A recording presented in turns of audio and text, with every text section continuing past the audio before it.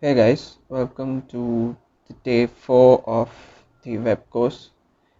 Today we're going to look at JavaScript and before we begin, I'd like to talk about what JavaScript is. JavaScript is a programming language like other programming language that you have seen before like C, Python, whatever. But it was made for the web.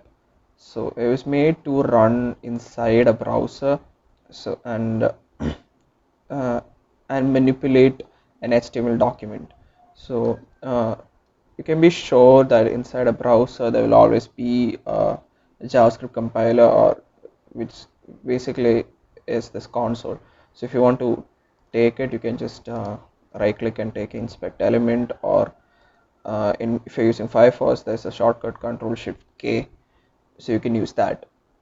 So inside console you can write JavaScript code and then get the output. It's like an interpreter, it just gives you the output really fast. So let's just get into it. And like I said before, JavaScript is inside websites. It is used for manipulating the HTML document, which we are going to see here. So in order to do that, JavaScript has this thing called a document. So inside JavaScript, when you type document, it actually returns the whole document itself, which is this document. um, I think it's better if we do that in our own web page that we did. Yeah. Okay, I'll open up this. Okay, and when I put document here, it should return. This is wait 1 second.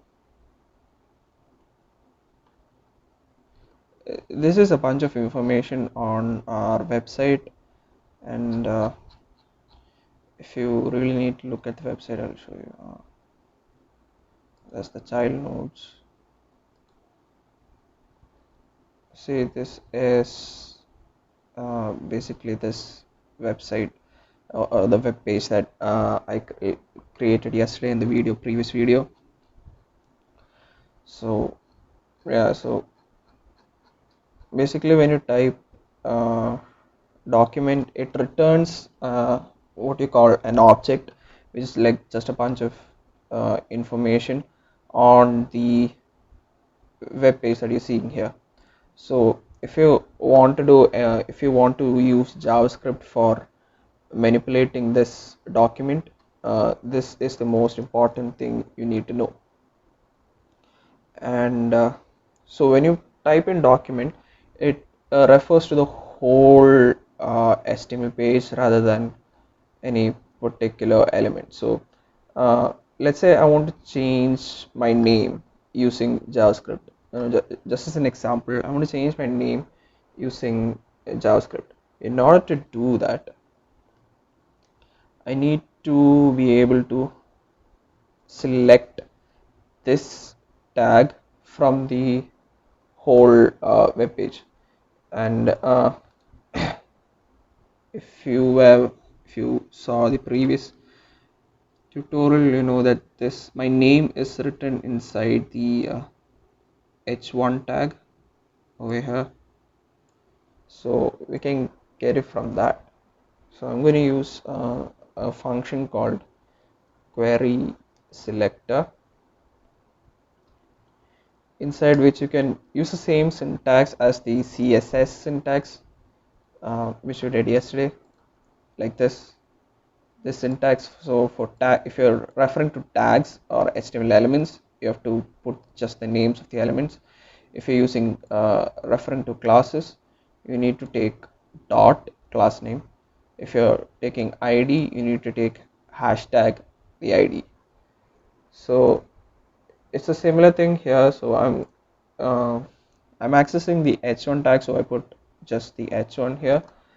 And since I'm changing the text, I use something called inner text, and I'm going to mention equal to Jagannath V Bhatt. So now you can see here that's changed. I changed it using JavaScript. So quick recap of what we did.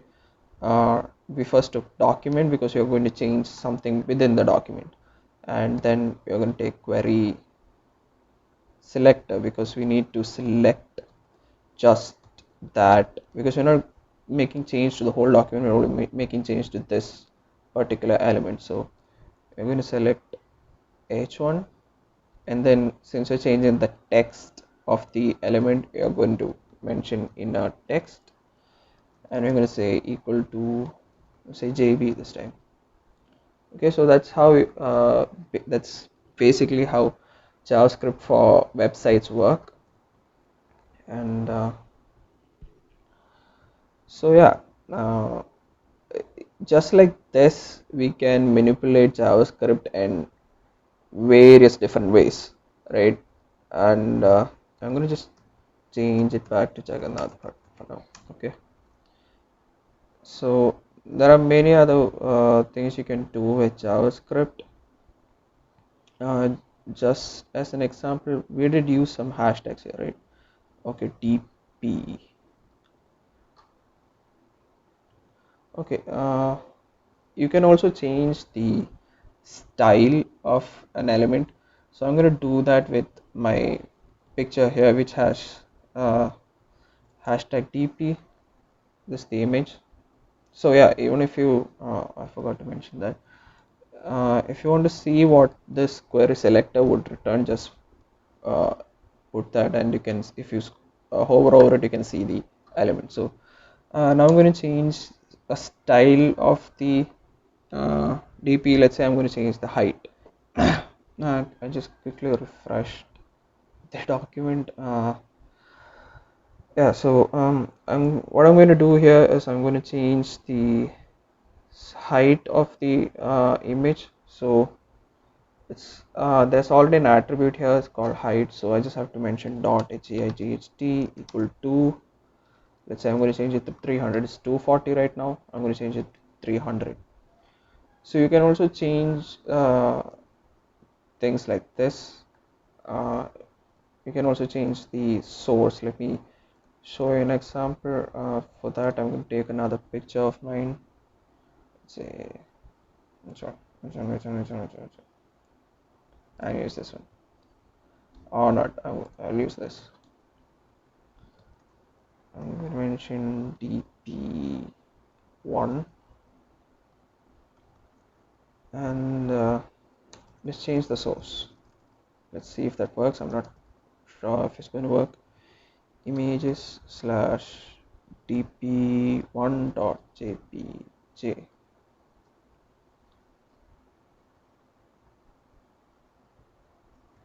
That did not work. Oh, it's capital JPJ. I'm going to change it to small, and I'm going to try that again. Okay, so that worked. So you can manipulate JavaScript like that, and you can basically just edit whatever's here like that. So now another thing you need to know is you can also change the style attribute, which we covered yesterday as inline style. But over here you don't have to mention like width. Okay, this also works, I guess. No, it doesn't work. But actually how you do it is dot width equal to 100. Let me see if it worked.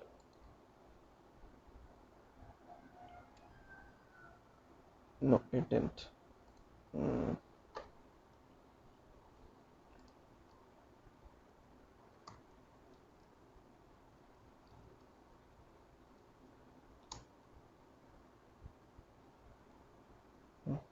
Mm.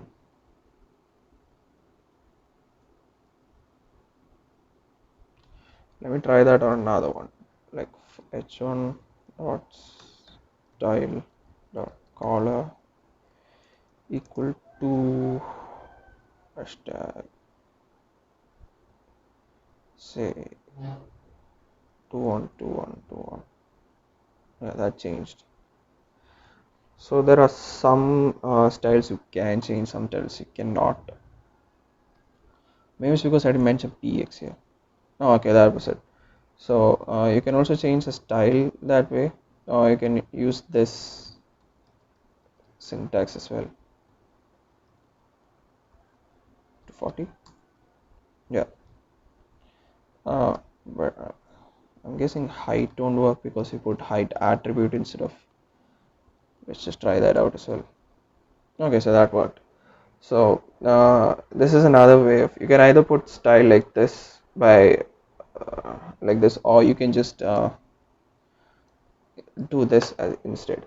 So you can also change the style. That's one way you can change style with JavaScript. So another way you can change the height of the height, or you can change the style of the JavaScript is by adding classes. So so DP here doesn't have any class here, right? Let me see. So DP here doesn't have any classes. It just has an ID DP. So let's say I'm going here and saying hashtag DP dot uh, bigger, maybe height 360. Okay, which basically means if an element hashtag with the ID DP and class bigger is there, it would have height 360. So if you look at the code here, it only has ID DP now, so its height is 240 as mentioned here. So if I add the class bigger, the height would change. So that's another way of changing style by mentioning all the changes inside a class and then just add in the class. So you can add classes using JavaScript, and the way to do that is first select the element and then uh, go to class list. So now this gives you a list of classes that this element has, which it doesn't have anything, so it's just a blank list. So we're going to add a class called bigger. So now what happens is, if you look at the element inside this inspect tab, you can see that it has a class bigger, and hence like before it becomes bigger. So, and you can change it back by removing the class. So change this back. You can do this not just this way, you can do this by adding a button here. I'll show you how. So JavaScript is not meant to be done this way. uh, it has different ways of doing it. So let's say just for example, let's say I want a button here, and whenever someone clicks on the button, my image should become bigger. So in order to do that, first I'm going to add a button here. This is the button tag, if you already don't know. I'm going to say enlarge.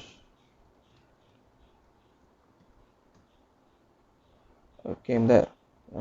Let's just put it in a separate line. So I'm going to put a PR here.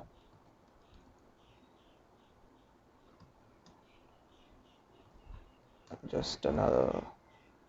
I'm going to add one more BR just to have that space in between. So yeah, why not? Why don't I just put it here?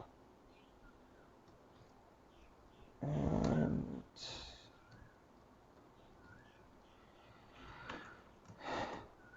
okay, so whenever now nothing, we haven't mentioned anything to do with the button, but I want it to add the bigger class, the class name bigger to my image whenever someone presses this.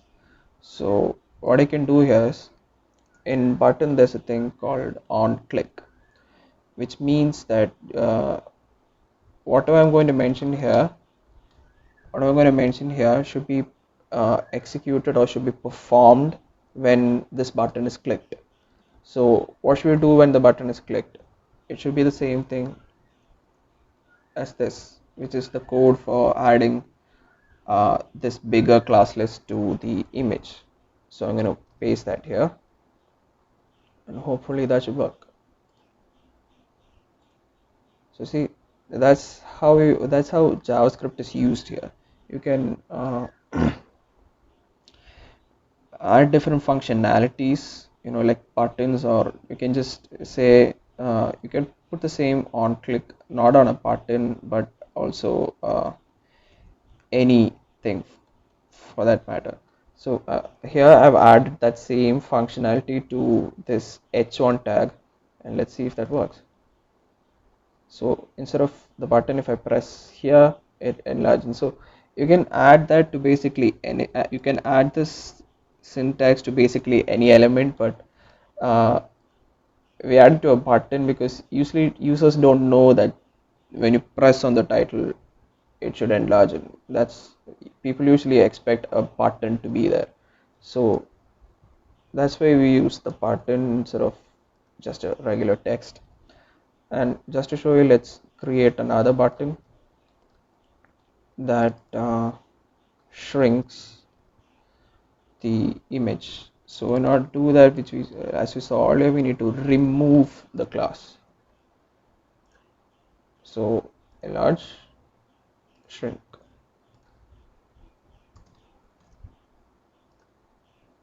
enlarge and shrink. So that is how you add functionalities to this document. Similarly, you can do a whole bunch of stuff. Let's do something that's actually uh, useful here. For, let's say, for example, I'm going to hide these by default, and I'm going to put a button here, and whenever called expand, so whenever someone presses the expand, it should reveal. So in order to hide that, okay, we already have these divs, the content inside a div, right? So I'm going to add a class to these divs saying contents. I'll do the same to this div as well, and in style I'm going to say, oh, by the way, someone asked me if there's any order in which you write these.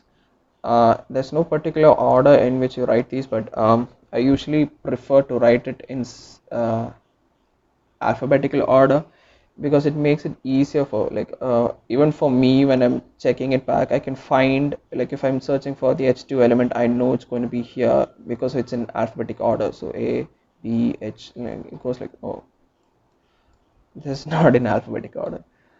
So yeah, keep it in alphabetic order so that's easier for me to find, and also follow the order. So first tags, then classes, and then the IDs. So I follow that order strictly so that it's easier for me to find where I've written the code, and also for others who work with me to find. So also follow the same thing for inside these the style properties as well, not just the selector. Okay, by the way, this is known as a selector. I think I didn't mention yesterday. This is selector, this is the CSS property. So even when I list out the properties, I list out as in the alphabetical order just for me to find, but even if you don't follow their order, it's perfectly fine, it's going to work. I just do that so that it's easier to find. So yeah, getting back to contents. So I'm going to hide it, and one of the best way to do it is display none. So what it does is it just doesn't display that section. So we added dot content to both the display and So we need it to come back when uh, when you press a button. So let's say I put content reveal block. So what happens here is if when I add a class called reveal to the div with sorry so when I add reveal to this same div, so that is if this thing has content and a class called reveal, or yeah, an element can have multiple classes. So since I put reveal for this thing and I didn't put reveal for this, only this thing is shows up because here it is display block and not display none. So we're going to do that. What I'm going to do is first of all get rid of the reveal, and I'm going to put a button here saying expand.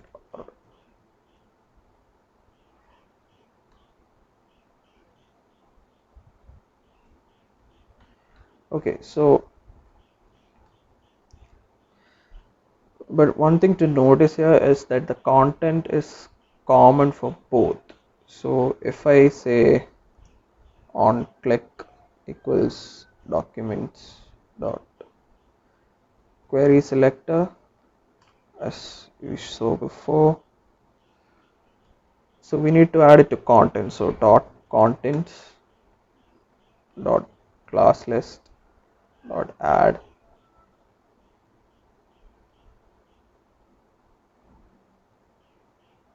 reveal, right? That's what you're supposed to do. If you see that, what happens is it reveals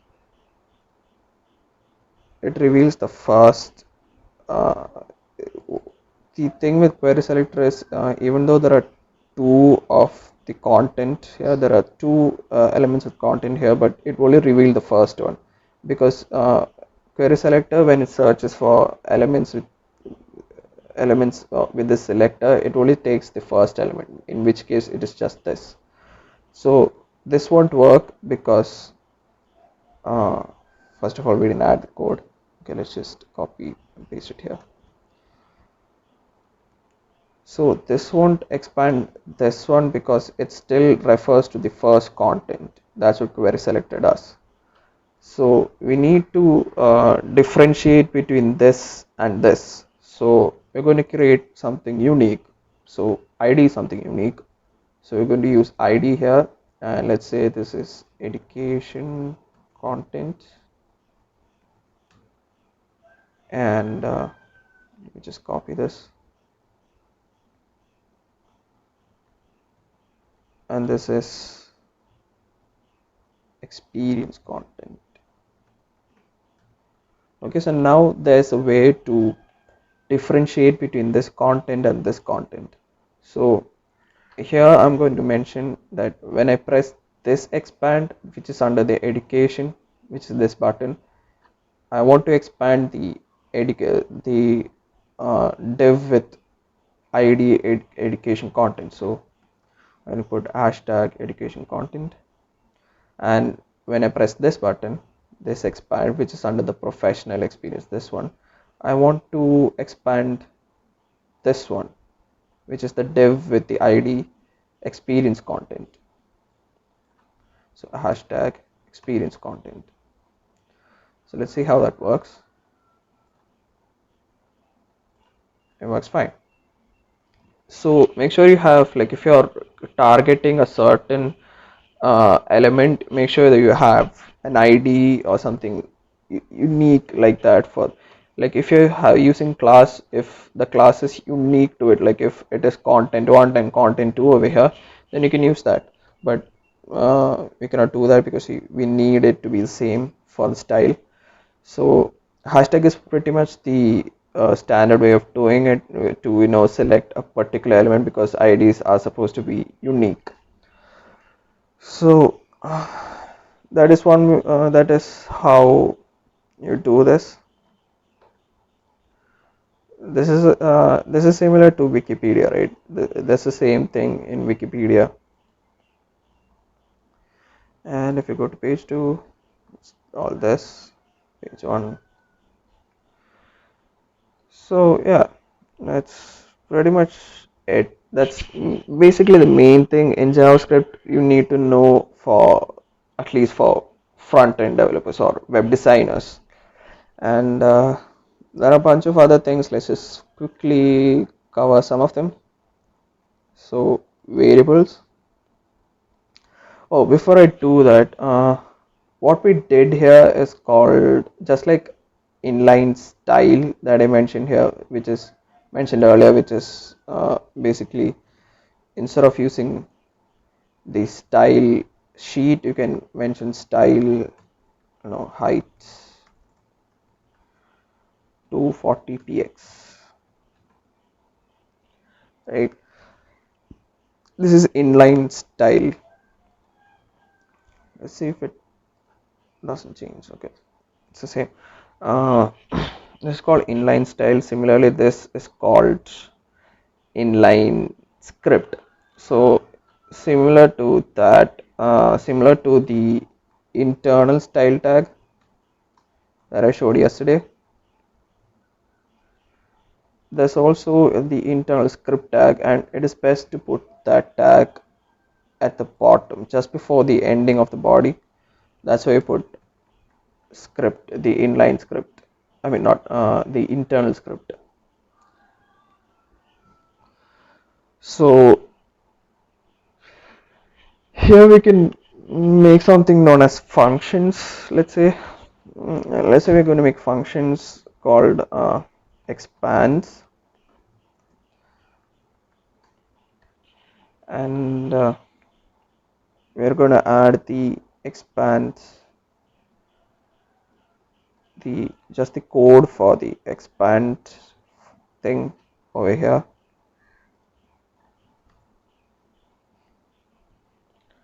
And I'm going to add that expand function to this. So instead of doing this, we can just mention expand, and hopefully that should work. Let's see.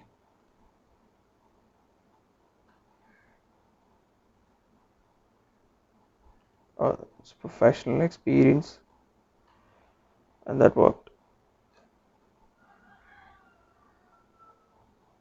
Oh wait, I changed the wrong expand. It should have been here. It should have been here. Expands.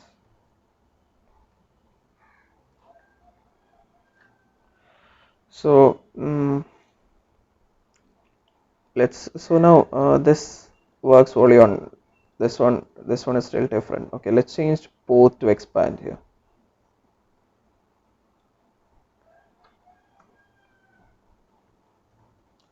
But notice here that inside expand, it only expands the educational content.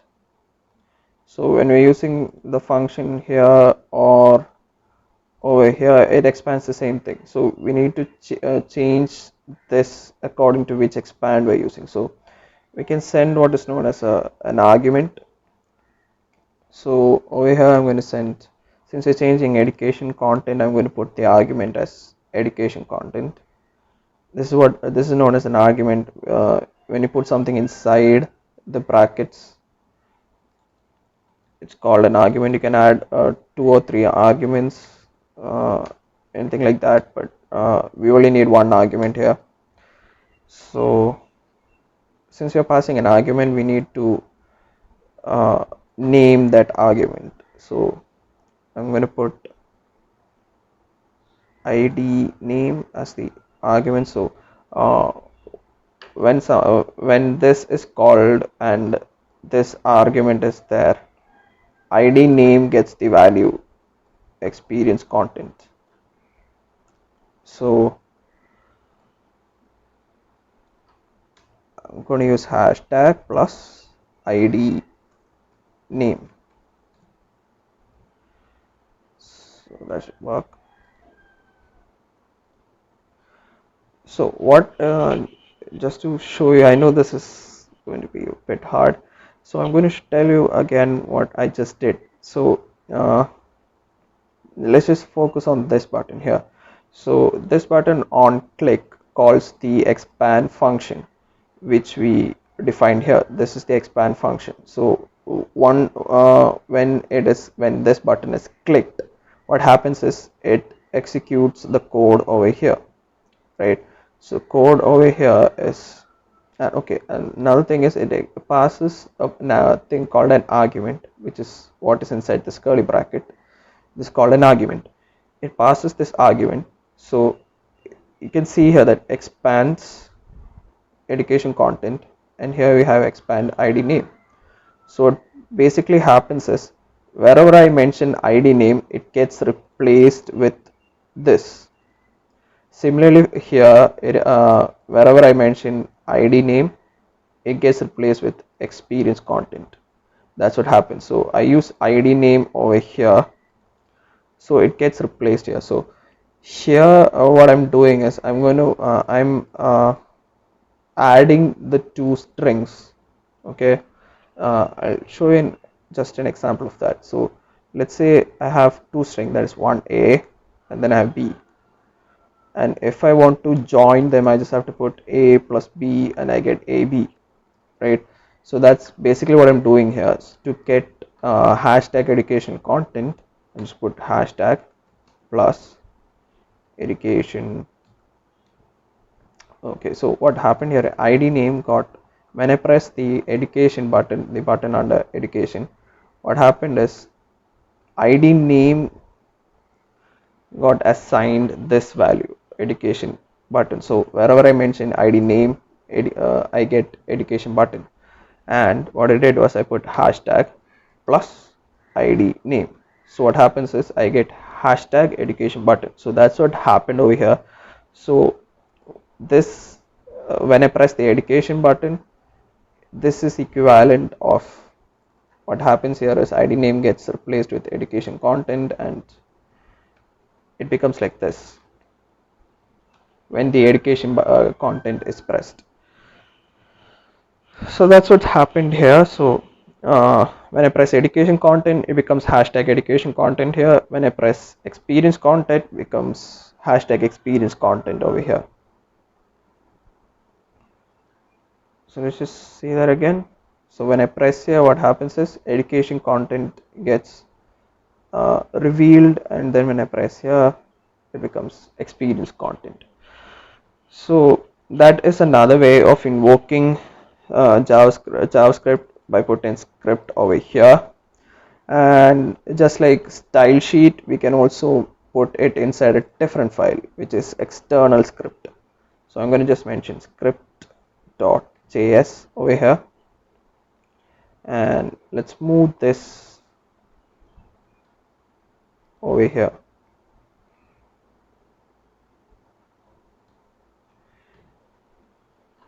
And I'm going to put, so in order to link this to here, what you do is you put the same script tag, open and close script tag, and source equal to script.js. This is the way of linking script. It is not using the link. Link is you cannot use link to the script, linking the script. To link the script, you need to use this syntax. I'll show you this. I'll show you it again. You open script tag, you close the script tag, and inside you put an attribute called source, and then you put what the source is. So let's see if it works. Yes, it does. So that's the third way of putting script. Just like you put style sheet over here, you can put script over here. This is the external way. So we do that in order to put the same for multiple pages. Just like style, we used it for both these pages. We can use script for both these pages. So let's just try that out. So I'm going to copy this one and put it over here. And let's say put a button called expand.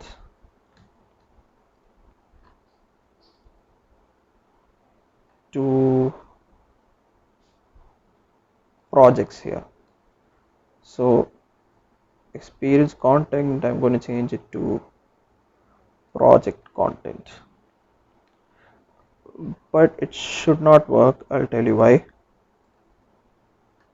It won't work because we haven't mentioned an ID project content. Over here we have experience content is the same as this one, but we don't have such a div in this page, right? So let's put such a div over here. So div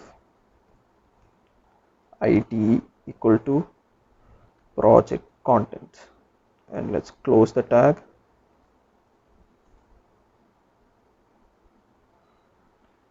And even then it shouldn't work because there is no, this class is not added. It's not, we haven't made it content yet because we're changing the content class name. We are changing the class name over here, so we need to add that. So now it should work. Expand, so that works. So again, we add script here to make it accessible to everything here. And okay, I know this much itself is going to be enough, but I'm going to show you a little bit more complicated way because we're using on click here, so we'll be still mixing the script into this thing, right? So we can change it. We can move this on click thing to over here. And this is not the syntax. How you do this is first you need to select this button. So in order to do that, I'm going to give an ID over here which says expands project. So I gave this button an ID called expand project, and I'm going to select that. So query selector hashtag expand project, and we need to do something on click, right? So how you do that is you put add event listener. So what add event listener is does is it checks for a click event. This click is called an event in JavaScript. So when you there's all sorts of different events, like when you load a page, it's called a load event, which you can use which you can access as on load, just like on click. And then when you click on something, it's on click. When you just take the mouse over this element is called on mouse over, and when you exit the mouse from that button, it's called on mouse leave. So there are many such events like that. You can find a list of all those events here. You don't have to remember all of them. So on click is such an event when you click on something. Similarly, there is, just like I said, on mouse over, on mouse out, not on mouse leave, is on mouse out. This is on load. On key down, it's for a keyboard key. I cannot show you that. When the user presses a key, this is the event. So you can do stuff on different kinds of events, but here we're going to do it on click. So you add something called as the on event listener, and that's a function. Inside that, you're going to pass the argument called click. So because we need it to happen on click, right? And then you need to pass another function. This is a short form. This is also a way of defining functions, which is super complicated. I'm just going to use the regular function. This is a nameless function over here. There's a name. I don't need a name here, so inside that you have to mention what you need to do. So I'm doing this, and let's see if it works. No, it doesn't.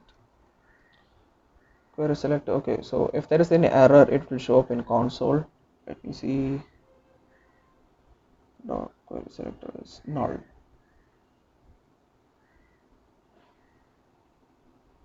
Hashtag expand project. Oh, I did save this. So expand project in.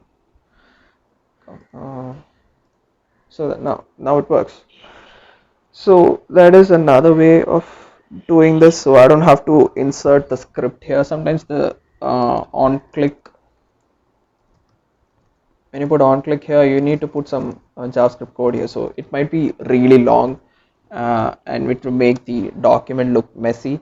So you can shift all that code to this side so that your HTML page doesn't look as messy. And yeah, okay, let's just do the same for the other buttons, which are the education and experience buttons. So I'm just going to put education, oh sorry, expand education. Similarly, expands experience. And in order for that to work, we need to put the IDs for the, we can change this and make it to ID expands education, and same for experience expands experience. Make sure your spelling is correct. I made a lot of mistakes here, which I thought you saw. I think you saw. So yeah, add the ID, and now we have to change this as well, because this will just change, expand the project content. When I press the expand education button, I need to expand the education content. And when you press the expand experience, I want to expand the experience content.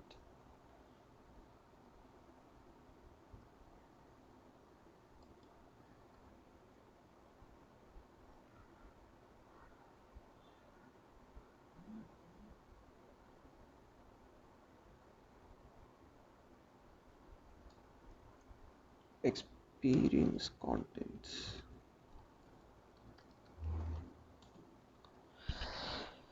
So it should hopefully work. Just check everything is saved. I'm going to page 1. Expands. Works. This works. This works as well. Oh, doesn't. Um, expand project content. Why doesn't it work? Let's see. Document of query selector is null.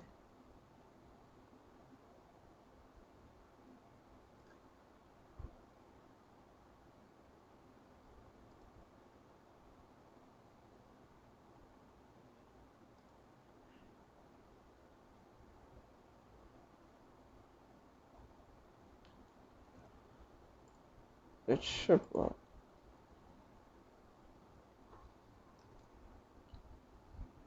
It's in the 6th line of the script. Expand education. Now, since expand education is not here, it's showing an error. How do you change this? Okay, just since what's happening here is it's showing an error because uh, expand education is not in this page. So I'm going to make these two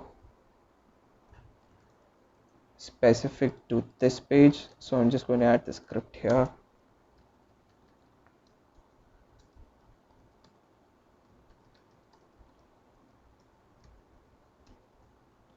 Okay, and I'm going to shift this to here.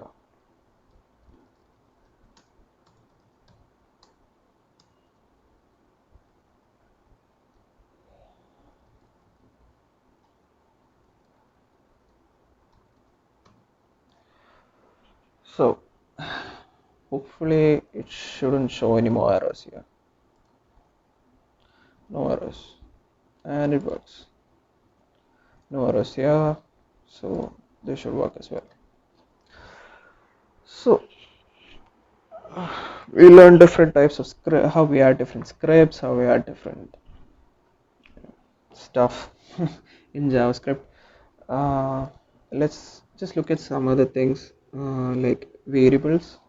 Just like any other programming language, you can add variables, and if you use C or most other programs, you'll have something called int, char, and all that. If you don't know programming, just don't you just ignore all this.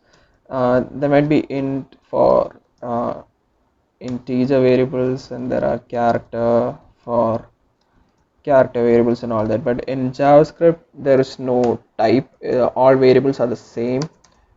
For example, x is equal to y, so if I 5, and similarly if I put x is equal to y, it shows you can just store anything here. You can store huge string here. You can put floating numbers or numbers with decimals. That's what floating numbers are. Floats. Similarly, you can just do that. Or let's say x equal to 5, y equal to 6, so x plus y should give you 11. There's one thing weird about JavaScript, which is, so now you have x as a character and y as a number, and if you add it, you get a 6,